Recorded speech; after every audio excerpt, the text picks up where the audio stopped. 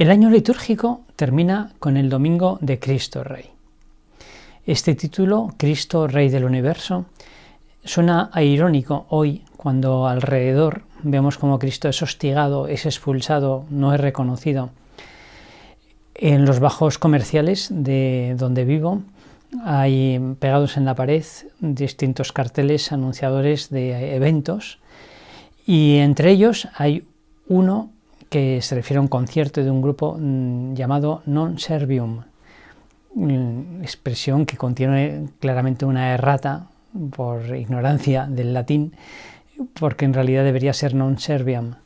No serviré. Este grito lo escuchamos por todas partes. Cristo está expulsado. Cristo no reina. Es una situación actual muy bien representada por esa escena del Evangelio que leeremos precisamente este domingo, en el que Cristo es presentado a Pilato para que sea juzgado y condenado a muerte. Y Pilato le pregunta, porque este era el motivo de la condena: ¿eres tú el rey de los judíos? Una pregunta que resulta absurda, puesto que es alguien detenido, humillado, acosado, juzgado de reo de muerte. Y sin embargo, Jesús responde: tú lo dices, yo soy rey, para esto he nacido y para esto he venido al mundo. Y también la Iglesia, justamente por esto, aunque aparentemente Cristo es un rey desposeído, confiesa solemnemente, es una solemnidad este próximo domingo, que Jesucristo es Rey del universo. El poder de Dios es singular. Podríamos entendernos muy fácilmente la causalidad eficiente, el poder físico. Un martillo neumático que perfora la roca. Un padre o una madre que cogen a su niño recién nacido y lo llevan a la cuna. Es el poder de la fuerza. Hay un poder superior que es el poder de la vida, el poder biológico. Cuando el sol, la temperatura, la luz interactúan con la semilla y hacen que ésta germine y dé el fruto.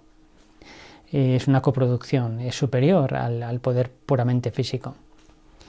Hay un escalón todavía superior de potencia, de fuerza, que es la espiritual, cuando un padre, una madre, un maestro procuran enseñar, explicar al alumno, al hijo, algún asunto y tienen que poner el esfuerzo para no interferir su comprensión de lo que se trata con su autoridad o con su vehemencia. Tienen que crear un clima de libertad para que ahí surja la idea, la comprensión. Es una causalidad superior a las anteriores. Muy bien, pues hay una todavía más elevada, que es la causalidad del amor. Cuando un padre o una madre aman a su hijo, hacen que en su hijo nazca una libertad que antes no existía. No es que se necesite la libertad, es que nace la libertad, crea la libertad. Un poder, una energía que antes no tenía, una autoestima, de donde saca las fuerzas necesarias para transformarse. Cuando alguien es amado por otro alguien sinceramente, lo saca del agujero, del pozo, le da ganas de vivir, energía, libertad, autoestima. Este es el poder de Dios. Dios ama al hombre desmesuradamente, hasta la última gota de su sangre. Cristo en la cruz muestra hasta qué punto Dios nos quiere más que a sí mismo. Y cuando lo contemplamos, surge en nosotros una alegría, una autoestima, una satisfacción, una respuesta al anhelo del amor infinito y eterno que hay en nuestro corazón, que nos tira para arriba y que hace que brote una libertad que antes no teníamos y que nos lleva muchas veces a decirle al Señor: yo también, y a entregarnos a Él, a entregarle nuestro tiempo, nuestras cosas, nuestros pensamientos, nuestros proyectos, nuestros sentimientos, toda nuestra vida. Esto no lo consigue más que Dios. Solamente Dios ama hasta este punto, hasta el punto de suscitar una entrega total de millones de personas en el mundo. Por eso es Rey, porque tiene un poder que no tiene nadie más. Nadie, por mucha fuerza, mucho dinero, mucha inteligencia que tenga, puede conseguir esto. Solamente el amor, y el amor infinito y eterno que es Dios. Pero este poder de Dios, esta realeza de Dios, tiene su contrapolo, su otra cara, que es justamente su debilidad, su fragilidad. El amor siempre es delicado, es vulnerable, es rechazable. Si no, no sería amor, es una oferta. Y es muy fácil. Basta con que en una persona o en una cultura decaiga la finura, la delicadeza para el amor, nos volvamos todos más sensuales, más materialistas, para que ese amor padezca. Basta coger las estadísticas de los fracasos en el amor conyugal hoy para darnos cuenta de que esto efectivamente es así. Que hoy son malos tiempos para el amor, para la lírica, y también son malos tiempos, por tanto, para el amor a Dios, el amor de los amores. Y estas son las dos caras de esta fiesta de Cristo Rey. Es un poder que es capaz de conseguir lo que nadie más puede conseguir, que es la entrega total de una persona, con todas sus potencias interiores a Dios, pero es también un poder, el poder más fácilmente rechazable, más frágil, más vulnerable. En 1899 el Papa León XIII consagró la Iglesia y el mundo al Sagrado Corazón de Jesús. Han pasado 125 años. Si contemplamos lo que ha ocurrido en este tiempo, veremos muchas luces y muchas sombras. Luces porque se ha progresado como nunca antes.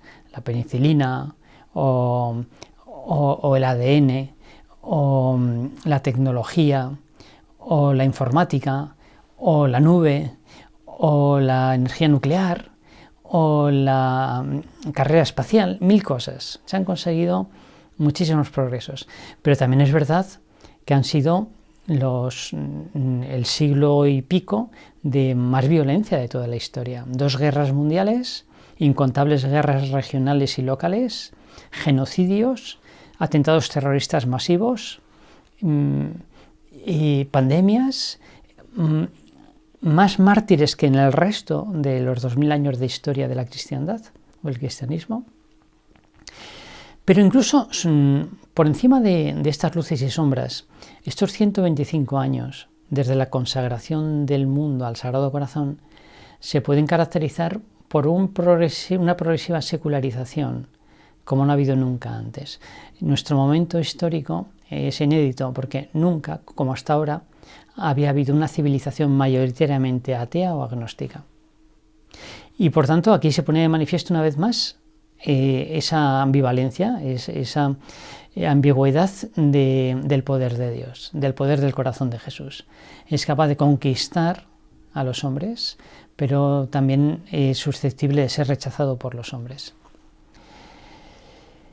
Cada año estas dos fiestas, estos dos acontecimientos, la Cristo Rey como la consagración al corazón de Jesús, están unidos. El Papa estableció que en la solemnidad de Cristo Rey se renovase la consagración del mundo al Sagrado Corazón de Jesús. Y también por eso San José María, el año 1952, consagró la obra al Sagrado Corazón de Jesús.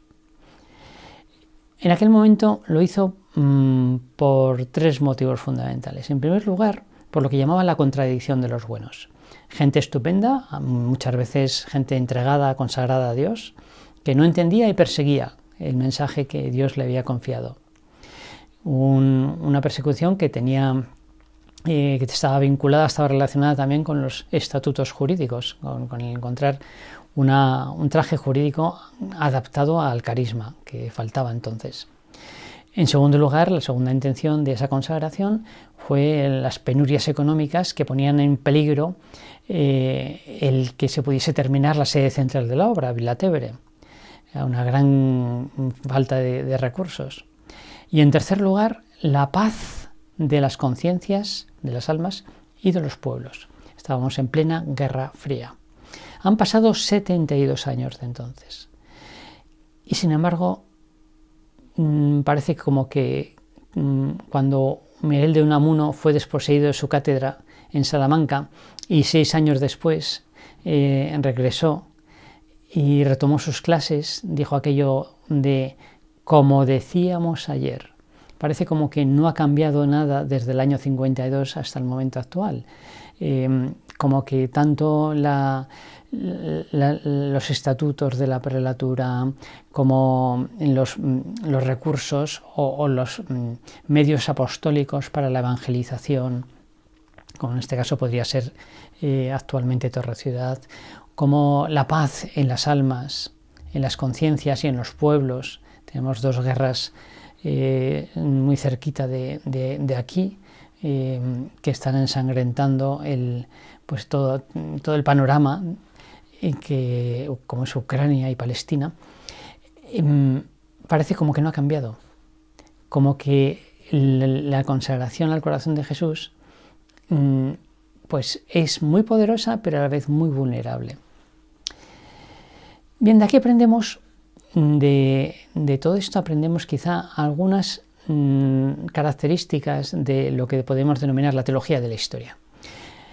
Es decir, que la historia tiene a los ojos de Dios, y por tanto en realidad, unas características que no son las intuitivas, las que nosotros pensamos inmediatamente.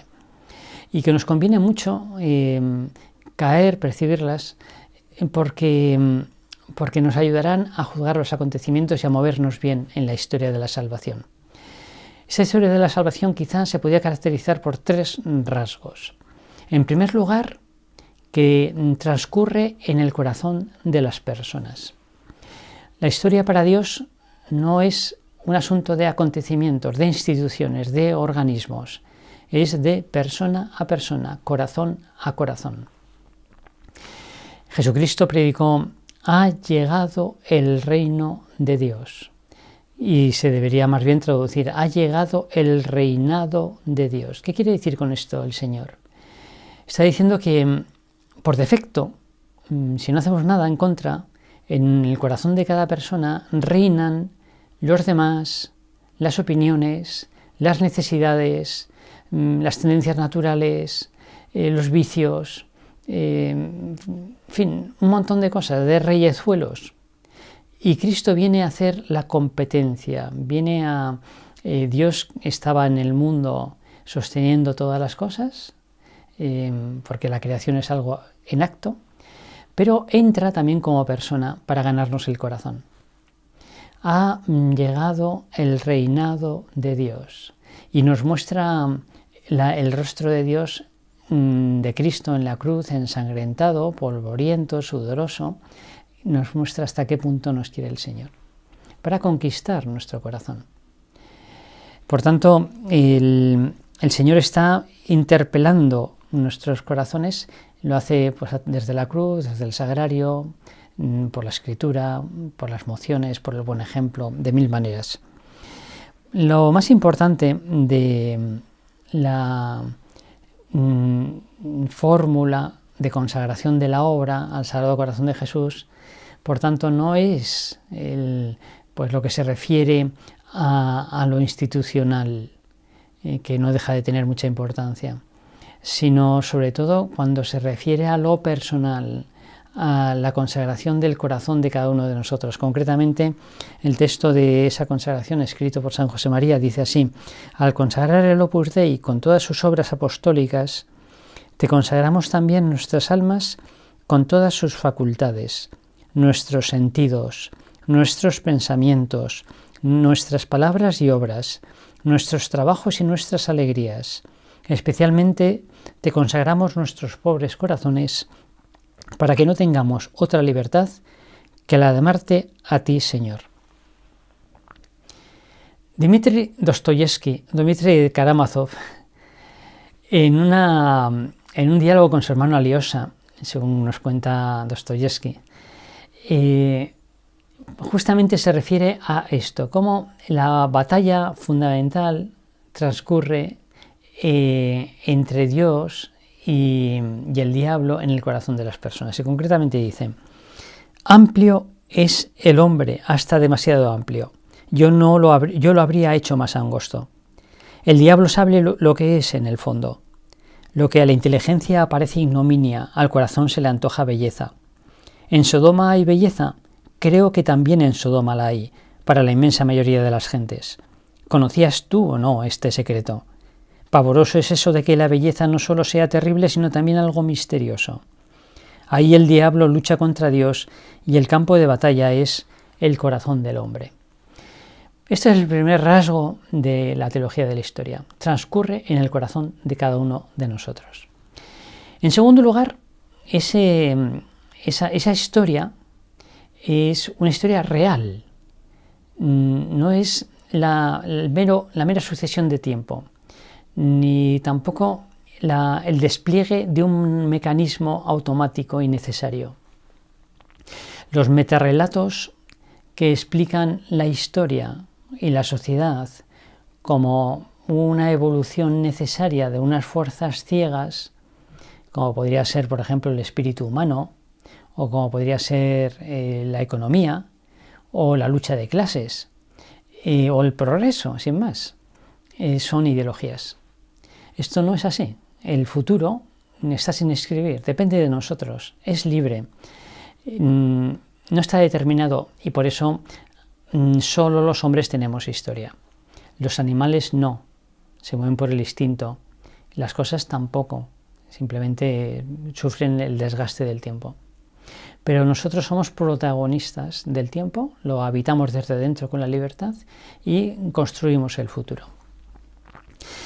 El Señor afirma que mi reino no es de este mundo. No va a haber en este mundo un estado definitivo bueno de cosas, ni va a haber un progreso indefinido, sino que, como afirma Benedicto XVI en su encíclica sobre la esperanza, en las cosas humanas no hay un progreso indefinido, sino un constante inicio, un inicio continuo. Cada generación transmite a la siguiente sus convicciones y ésta tiene que acogerlas o no. Y cada uno de nosotros, a nivel personal, progresamos, por ejemplo, en la virtud, pero podemos regresar, podemos degradarnos, podemos perder lo que hemos conseguido. No hay, por tanto, un estado definitivo. Jesús hablará en el Evangelio, en la parábola del trigo y de la cizaña, de los trabajadores que le dicen al dueño del terreno: ¿quieres que arranquemos la cizaña? Y Jesús dice no, o el Señor dice no, dejad que crezcan juntos el trigo y la cizaña. Cuando llegue el momento de la siega, entonces separaréis uno de otro. Vamos a convivir siempre con lo bueno y lo malo, el progreso y el regreso, el pecado y la prueba y la consolación de Dios. El libro del Apocalipsis es un libro de esperanza, escrito por San Juan para transmitir a los cristianos que estaban siendo probados por el inmenso poder del Imperio Romano, que le estaba pisoteando, para transmitirles que eso no es todo. Y en el Apocalipsis se distingue el tiempo real, actual, de este mundo, que está tejido de dos elementos fundamentales, que es la prueba y la ayuda de Dios, la prueba del mundo y la ayuda de Dios. El tiempo celeste, el tiempo del cielo, donde Dios ya está recibiendo la gloria de todos los santos, de todos los ángeles. Y el tiempo del final, el final de los tiempos, cuando venga en segundo momento la segunda venida de Cristo con poder para juzgar, para poner fin a este tiempo de aquí abajo. Y mientras tanto se cumple el número de los elegidos. Es el momento de la lucha. Pero no tenemos que esperar que ni en nuestra vida particular, ni en la vida social, ni en nada haya ya el descanso del guerrero. Ya lo he conseguido. Los santos nunca dijeron ya lo he conseguido. Y no hay, ni va a haber nunca, un estado de cosas definitivo bueno en el mundo, en la sociedad, una organización perfecta. En todas las instituciones, como puede ser un parlamento o como puede ser un club de golf, serán más o menos sanas y ayudarán más o menos a la felicidad y al bien común de los que la forman, en la medida en que estén integradas por personas en cuyo corazón reine Cristo. Pero, como digo, hay un constante inicio y vuelta, comienzo y recomienzo. Es en acto, la historia es en acto. Esta es la segunda característica, por tanto. La primera, que la historia de la salvación transcurre en nuestro corazón. La segunda, que es en acto, siempre está en proceso, se avanza y se retrocede. Y en tercer lugar, que es historia de salvación.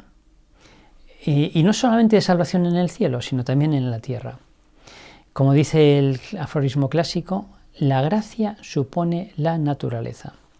Es decir, que la acción de Dios en las almas, del Espíritu Santo en las almas, se manifiesta en forma de plenitud, de salvación, de sanación, de amor, de felicidad. San José María empleaba expresiones del tipo: lo que quita la paz no es de Dios. O también: la felicidad del cielo está reservada para los que saben ser felices en la tierra. Aquí tenemos un indicador bastante fiel de hasta qué punto estamos en gracia, porque gracia se puede tener más, se puede tener menos, hasta qué punto estamos unidos al Señor, nos identificamos con Él. La felicidad. No el bienestar, no el progreso, sino la felicidad. También en la cruz, también en la adversidad. Lo malo es malo, pero se puede ser feliz en lo malo. Se puede encontrar un sentido, se puede compartir con Cristo, se puede ser corredentores en ello. Y a nivel social ocurre lo mismo. Cuando vemos una sociedad alejada de Dios, no nos dejemos engañar por las apariencias. En el corazón, que es donde transcurre la historia de la salvación, trabaja el Espíritu Santo, en el corazón de cada persona. Si vamos por la calle, podemos ejercitarnos en reconocer síntomas de la acción del Espíritu Santo en las personas que nos cruzamos. Y sin ir más lejos, hoy, en un breve trayecto, he hecho este ejercicio y he encontrado pequeños síntomas, ¿no? Como por ejemplo unos jóvenes paseando a personas discapacitadas, o una madre paseando en su cochecito a su bebé recién nacido, o unos coches que llevan en el retrovisor la cinta de la Virgen del Pilar, o una señora que paseaba a su perro con la mano izquierda atado a la cadena y la derecha sin ningún tipo de rubor, rezando el rosario que lleva a ojos vista de todos. En fin, 1000 pequeñas cositas que uno puede reconocer, donde uno puede reconocer la acción de Dios, la acción del Espíritu Santo, que transmite a las almas bondad, deseo de amar, deseo de trascendencia, que hoy objetivamente deberíamos pensar que no existen, porque no hay transmisión de la fe, no hay cauces por los que todo esto se ha inducido de manera un poco artificiosa. Y aquí tenemos también una señal de hasta qué punto los métodos de evangelización o los instrumentos o las actividades de evangelización realmente están evangelizando o no, si transmiten esa paz y esa felicidad. Si son inducidos de manera un tanto voluntarista y artificiosa, pues probablemente no son sostenibles y no están transmitiendo, por lo menos como podrían transmitir, la gracia y la fe. Si en cambio son momentos de plenitud, estoy pensando en una meditación, en un acto litúrgico, en un medio de formación del tipo que sea, y donde la gente, los que ahí participan, se sienten enriquecidos, sienten que su corazón, su alma respira, encuentran una comunidad donde se encuentran muy bien y salen de allí deseando que aquello vuelva a suceder en algún momento. Ahí está actuando el Espíritu Santo con seguridad. Algo parecido a lo que ocurre cuando nos asomamos a la ventana y miramos un parque o un jardín y vemos que por el color de la hierba, por el tono de la hierba, sabemos si es primavera o es otoño o es invierno. Cuando la hierba crece, se la ve crecer. Hay un microcrecimiento que se percibe por la vista. Y cuando un instrumento de evangelización, una actividad de evangelización, está viva, se la ve crecer. Se reconoce que está viva. Y cuando está muerta también. Bueno, son 3 rasgos de historia de la salvación. Transcurre en el interior, es en acto, siempre está abierta, no hay un progreso indefinido, no hay un estado definitivo de ser bueno. Y en tercer lugar, se manifiesta en forma de plenitud, de salvación, de felicidad.